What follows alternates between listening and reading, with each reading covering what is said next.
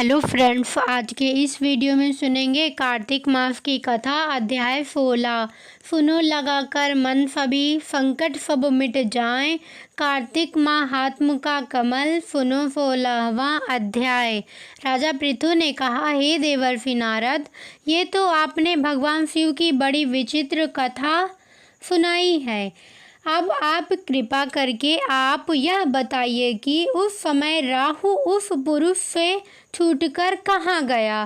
देवर्षि नारद जी बोले, उससे छूटने पर वह दूत बर्बर नाम से विख्यात हो गया और अपना नया जन्म पाकर वह धीरे धीरे जलंधर के पास गया।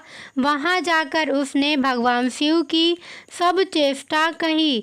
उसे सुनकर दैत्यराज ने सब दैत्यों को सेना द्वारा आज्ञा दी।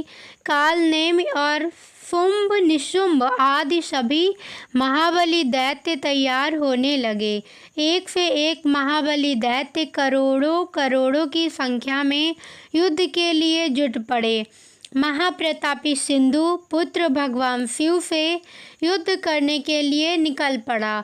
आकाश में मेघ छा गए और बहुत अपशगुन होने लगे। शुक्राचार्य और कटे सिर वाला राहु सामने आ गए।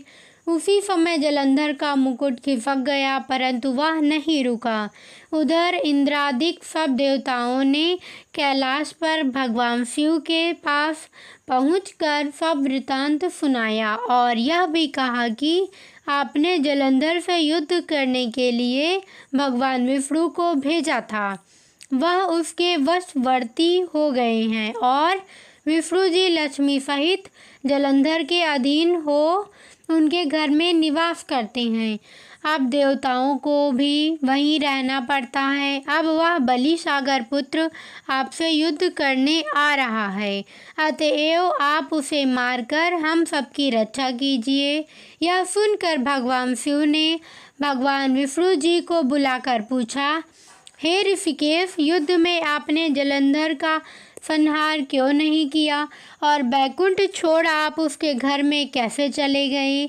यह सुनकर भगवान विष्णु ने हाथ जोड़कर नम्रता पूर्वक भगवान शिव से कहा, उसे आपका अंशी और देवी लक्ष्मी का भ्राता होने के कारण ही मैंने नहीं मारा है। यह बड़ा वीर और देवताओं से अजय है। इसी पर मुग्ध होकर मैं उसके घर में निवास करने लगा हूँ। भगवान विष्णु के इन वचनों को सुनकर भगवान शिव हंस पड़े। उन्होंने कहा, हे विष्णु, आप यह क्या कहते हैं? मैं उस दैत्य जलंधर को अवश्य मारूंगा। अब आप सभी देवता जलंधर को मेरे द्वारा ही मारा गया जान अपने स्थान को जाइए।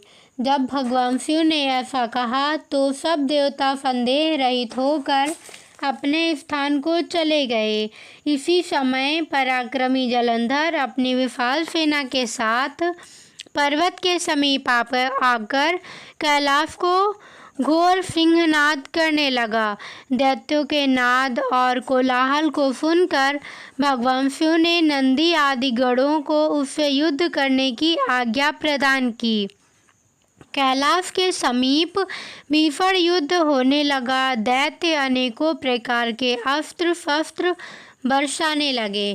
भेरी, मृदंग, शंख और वीरों तथा हाथी घोड़ों और रथों के शब्दों से शाब्दित हो पृथ्वी कांपने लगी। युद्ध में कटकर मरे हुए हाथी, घोड़े और पैदलों का पहाड़ लग गया। रक्त मांस का कीचड़ उत्पन्न हो गया। दैत्यों के आचार्य शुक्राचार्य अपनी मृत संजीवनी विद्या से सब दैत्यों को जिलाने लगे। यह देखकर शिव जी के गण व्याकुल हो गए और उनके पास जाकर सारा वृतांत सुनाया। उसे सुनकर भगवान शिव के क्रोध की सीमा न रही। फिर तो उस समय उनके मुख से एक बड़ी भयंकर कृत्या उत्पन्न हुई, जिसकी दोनों जंघाएं ताल वृक्ष के समान थी। वह युद्ध भूमि में जाकर सब असुरों का च्वरण करने लग गई और फिर वह शुक्राचार्य के समीप पहुंची और शीघ्र ही अपनी योनि में गुप्त कर लिया। फिर स्वयं भी अंतर्ध्यान हो गई। शुक्राचार्य के गुप्त हो जाने से दैत्यों का मुख मलिन पड़ गया और वे युद्ध भूमि को छोड़ भागे। इस पर शुंभ, निशुंभ और कालनेमि आदि सेनापतियों ने अपने भागते हुए वीरों को रोका। शिव जी के नंदी आदि गणों ने भी, जिसमें गणेश और स्वामी कार्तिकेय जी भी थे, दैत्यों से भीषण युद्ध करना आरंभ कर दिया। मेरी यह कथा आपको कैसी लगी मुझे कमेंट करके ज़रूर बताइएगा। आगे की कथा नेक्स्ट वीडियो में। लाइक करना, शेयर करना और सब्सक्राइब करना बिल्कुल मत भूलिएगा। धन्यवाद।